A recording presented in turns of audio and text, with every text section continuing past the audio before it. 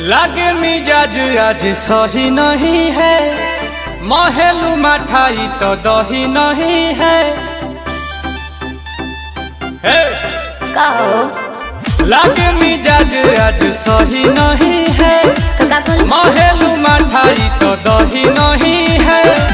पानी में चीनी जैसे घोले राजा जी, घोले राजा जी। पानी में चीनी जैसे घोले राजा जी, घोले राजा जी। कमरिया गोले गोले, कमरिया गोले गोले, कमरिया गोले गोले गोले गोले डोले राजा जी। कमरिया गोले गोले गोले गोले डोले राजा जी। कमरिया गोले गोले गोले गोले डोले रानी जी। कमरिया गोले गोले गोले गोले डोले रानी जी।